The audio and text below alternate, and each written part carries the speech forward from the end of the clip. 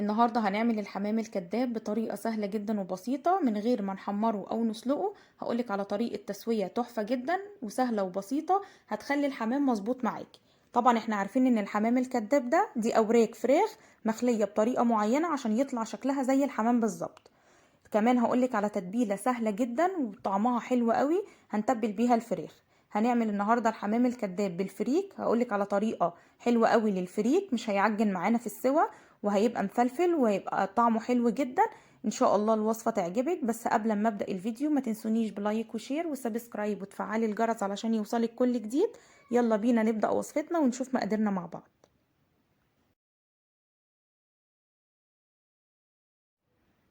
علشان نعمل بقى الحمام الكداب عندي وراك مخلية بالشكل ده. طبعا بشتريها من عند الفرارجي وبقوله ان انا هعملها حمام كداب عشان يخليها لي وبتبقى مقفولة بالشكل ده. ما ينفعش لما اجي اعمل حمام كداب تبقى الوراك مفتوحة خالص، لما تيجي تقفليها او تحشيها مش هتبقى مظبوطة وشكلها مش هيبقى زي الحمام خالص. فلازم تبقى مقفولة بالشكل ده زي ما انتوا شايفين كده، والجلد كمان مش متقطع معايا ولا اي حاجة عشان اعرف احشيها واعرف اقفلها وشكلها يبقى زي الحمام بالظبط. زي ما انتوا شايفين كده لازم تبقى بالشكل ده. المحلول اللي انا بغسل بيه بقى الفراخ عندي لتر من المية، ربع كوباية من الخل، عصرة ليمونة، معلقة كبيرة من الدقيق، معلقة صغيرة من الملح، ومعلقة صغيرة من السكر.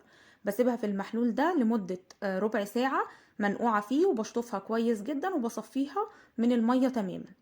بعد كده بقى هتبلها. عندي هنا بصلتين كبار بشرتهم وخدت المية بتاعتهم، هحط عليها الملح. طبعا هحط معلقتين صغيرين من الملح، معلقة صغيرة من الفلفل الأسود، معلقة صغيرة من الثوم البودر، معلقة صغيرة من البصل البودر، ومعلقة صغيرة من البابريكا. البابريكا بتديها لون حلو قوي. هخلط بقى كل الحاجات دي مع بعضها، هدوبها كويس جدا في مية البصل. طبعا مية البصل عندي احسن من التفل اللي بيطلع من البصل. المية اللي انا خدتها دي هي اللي هتبل بيها. هقلبهم كده كويس جدا عشان الملح يدوب معايا، وهحطها بقى على الوراك كده بالشكل ده زي ما انتوا شايفين كده. وهحط عليها طماطمايه كبيره مبشوره، مش هحط اكتر من كده. هي دي اللي انا هتبل بيها الوراك. عايزه اقولك ان التتبيله دي تحفه جدا، بتديها طعم حلو قوي. هسيبها بقى منقوعه فيها ليله كامله، يعني على قد ما تقدري تخليها منقوعه مده كبيره علشان تديكي طعم حلو قوي للحم بتاع الوراك. زي ما انتوا شايفين كده بخليها كلها كده مية البصل واصلة لكل حاجة في الوراك. ده بقى التفل بتاع البصل هستخدمه طبعا لما اجي اعمل الفريك. فانا كده خدت المية بتاعة البصل، وفي نفس الوقت التفل اللي فضل معايا هستخدمه في حاجة تانية. هغطيها بقى كويس جدا وهسيبها في التتبيلة ليلة كاملة. ولو انتي مستعجلة بتسيبيها حوالي 4 ساعات.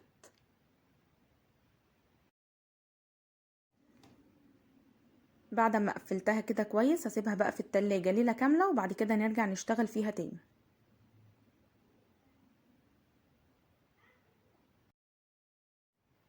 دلوقتي بقى هنعمل الفريك. عندي معلقتين كبار من السمنة بسيحهم كويس جدا.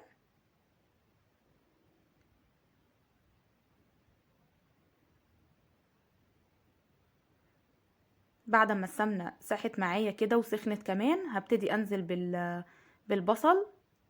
ده التفل بتاع البصل اللي احنا خدنا منه المية، يعني احنا خدنا المية تبلنا بيها وفي نفس الوقت خدنا التفل بتاع البصل علشان نعمل بيه الفريك. دول بصلتين كبار مفرومين. بقلب بقى البصل كده كويس في السمنة. طبعا انا مش عايزة لونه يتغير خالص، انا عايزة البصل يدبل معايا بس. بعد كده هنزل بطماطمايه مبشورة،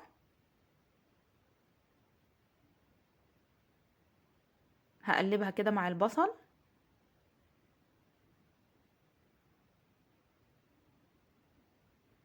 هنزل بالتوابل، عندي الملح،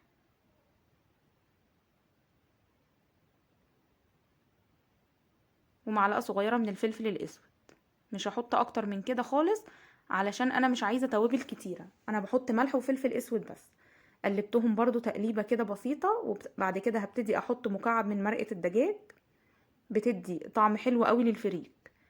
لما تيجي تحطي بقى مرقه الدجاج تخلي بالك من الملح، ما تزوديش ملح قوي، علشان برضو مرقه الدجاج بتبقى مالحه شويه. هنزل هنا بنص كيلو من الفريك. طبعا الفريك ده انا غسلته كويس جدا ونقعته لمدة نص ساعة قبل ما استخدمه، وصفيته من المية بتاعته، وبعد كده بستخدمه بقى على طول. هديله بقى تشويحة بسيطة كده مع البصل مع الطماطم مع كل الحاجات اللي احنا حطيناها دي. عايزين السمنة تغلفه كده كله. بعد كده هنزل عليه بمية سخنة. طبعا انا ما غطيتوش خالص بمية سخنة، لان انا عايزاه نص سوا علشان احشي بيه، وبقية الفريك هكمل السوا بتاعه. فانا زي ما انتوا شايفين كده، بصوا المية مش مغطياه اصلا، ومش هغطي الحلة كمان. انا بعد ما نزلت بالمية كده هوطي عليه لمدة ربع ساعة، وبعد كده هبتدي اخد الكمية اللي هحشي بيها. زي ما انتوا شايفين كده، هاخد الكمية اللي انا هحشي بيها، وبقية الكمية اللي هتفضل معايا هكمل السوا بتاعها. انا كده خدت الكمية اللي انا هحشي بيها. حبة الفريك بقى اللي فضلوا معايا هبتدي احط لهم برضو شوية من المية السخنة تاني. والفريك مش زي الرز، انا مش هغطيه بالمية خالص زي ما انتوا شايفين كده. يا دوبك ان هو يبقى الفريك باين معايا، واول ما يتشرب المية كده بالمنظر ده هبتدي اغطيه واوطي عليه واسيبه بقى خالص. هنا بقى ده الفريك اللي هو نص سوا. زي ما انتوا شايفين كده، انا ما خليتوش يستوي كله، لان هو لسه هيكمل سوا تاني. فعشان ما يعجنش معايا خليته نص سوا بس، والنص السوا التاني هيستوي لما نيجي نحشي بيه الوراك. الوراك هنا بقى بعد ما قعدت في التتبيلة ليلة كاملة، يفضل ان هي تقعد ليلة كاملة علشان تديكي طعم احلى. فبنعملها من قبليها بيوم. عندي هنا الستيكس اللي انا هستخدمها واقفل بيها الوراك. خدت كده شوية منهم على قد ما انا هستخدم بس، علشان ما بهدلش بقية الستيكس اللي موجودة عندي، لان طبعا ايديا هيبقى مطرحها فراخ. فانا خدت على قد ما انا هستخدم بس. طبعا زي ما قلتلك لازم الوراك تبقى متبلة لمدة ليلة كاملة، علشان الوراك تبقى شاربة من مية البصل ومن الطماطم، وكل الحاجات دي هتديها تست حلوة قوي. هاخد بقى ورك كده زي ما انتوا شايفين، بفتحه كده بالمنظر ده. طبعا مهم جدا ان احنا لما نيجي نحشي الفريك نحشي بمعلقه كده زي دي، ما اخدش كده الفريك بايديا واحط في الورك وارجع اخد بايديا تاني، لان طبعا ممكن يفضل عندي شويه من الفريك، فانا مش عايزه ابهدله خالص. فباخد كده بالمعلقه وبحشي بايديا. طبعا بحشي من ناحيه الدبوس كده زي ما انتوا شايفين. بدخل كده الفريك، وبعد كده بحط من فوق كده من فوق الدبوس. مش عايزة برضو املاه جامد علشان ما يخرجش مني، يعني الحشوة تبقى مظبوطة، وكمان شكل الورك ما يبقاش خارج منه فريك او حاجة. زي ما انتوا شايفين كده بمسك الجلد بقى واقفل بيه، وبعد كده بجيب الستيك عندي وافضل اقفل بيها. مهم جدا ان الجلد ما يبقاش مقطع معايا خالص عشان اعرف اقفل بيه الورك. بصوا ازاي بقفل بيه، لان هو ده اللي هيخلي شكل الورك معايا شبه الحمام بالظبط. بصوا قفلته كده بالمنظر ده، تحفة جدا. ناخد واحد كمان. بصوا ازاي بفتحه كده من ناحية الدبوس، واخد بالمعلقة كده واحشيه على طول.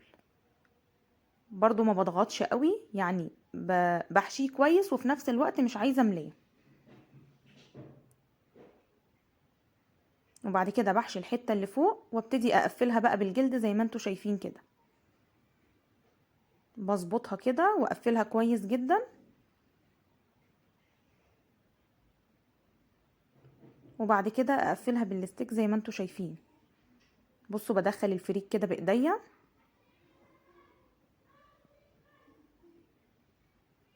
فالجلد مهم جدا يبقى معايا سليم علشان يديك الشكل المظبوط ده. وتقفلي كده من كل حتة. هخلص بقى بقية الكمية كلها وهوريها لكم تاني. انا كده بعد ما خلصت الوراك كلها وحشيتها هبتدي اسويها. دلوقتي عندي صينية على النار، هبتدي احط فيها معلقة كبيرة من السمنة واسيبها تسيح معايا كويس جدا وتسخن. بعد ما السمنة ساحت معايا كده بالشكل ده هبتدي احط الوراك من الناحية اللي انا قفلت منها علشان ما تفكش معايا خالص بعد كده. طبعا بسوي في حاجة واسعة علشان اعرف اقلب براحتي والحاجة تستوي معايا مظبوط، ما تبقاش الحاجة كده لازقة في بعضها والجلد معاكي ممكن يفك او حاجة والفريك يطلع منه، فنسوي في حاجة واسعة. بعد ما خدت معايا كده اللون الذهبي من تحت هبتدي اقلبها على الناحية التانية وتاخد برضو معايا اللون الذهبي. طبعا بخلي النار عالية مش بوطي عليها خالص. بعد ما خدت معايا لون ذهبي من كل حتة بجيب صينية زي كده دهنتها بشوية زيت، هبتدي اطلع الفراخ عليها. طبعا هي كده الفراخ ما استوتش معايا، انا هكمل السوا بتاعها في الفرن. هحط بس بقية الكمية.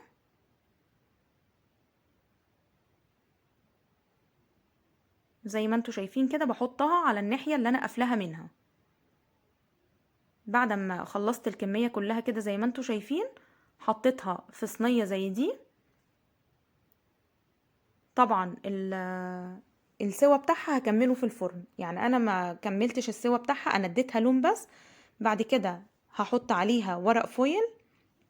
طبعا قبل ما بحط ورق الفويل بحط ورق زبدة من تحتيه عشان ورق الفويل ما يبقاش لامس الاكل عندي. بقفلها كويس جدا وبدخلها على فرن تبقى درجة حرارته عالية جدا لمدة ربع ساعة تفضل متغطية. وبعد الربع ساعة بشيل ورق الفويل ده وبسيبها بقى لحد ما تكمل السوا بتاعها، يعني هي بتاخد نص ساعة بس. الفريك بقى عندي بعد ما استوى زي ما انتوا شايفين كده مفلفل وتحفة جدا. دي الكمية اللي فضلت معايا بحطها كده في طبق التقديم اللي هحط الوراك عليها من فوق.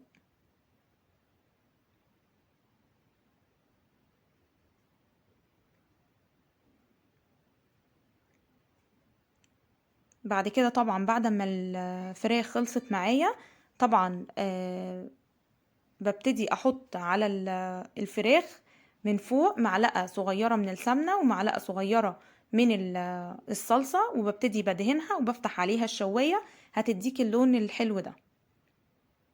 طبعا زي ما انتوا شايفين شكلها زي الحمام بالظبط، ما اتفتحتش معايا ولا خرج منها فريك ولا اي حاجة، لان مهم جدا لما تيجي تخليها تبقى مخلية صح علشان لما نيجي نحشيها الحشوة تفضل جواها وما تخرجش منها اي حاجة من الفريك. عايزة اقولك ان طريقة التسوية دي اسهل طريقة تسوي بيها الحمام الكداب من غير بقى ما تحمريه او من غير ما تسلقيه والحاجة تخرج منه الفريك او الرز اللي انت حاشية بيه والجلد يفك معانا مش هيبقى شكله حلو خالص. دي اسهل طريقة ان انت تسوي بيها الحمام. عايزة اقولك ان هي طعمها تحفة جدا، ان شاء الله هتجربي الوصفة وهتعجبك. اهم حاجة لما تيجي تجيبي الفراخ تجيبيها مخلية كويس جدا، ما يبقاش فيها اي حاجة مقطعة علشان تعرفي تقفليها وتبقى الورك كده بيبقى مقفول حلو من غير ما يبقى فاكك معايا.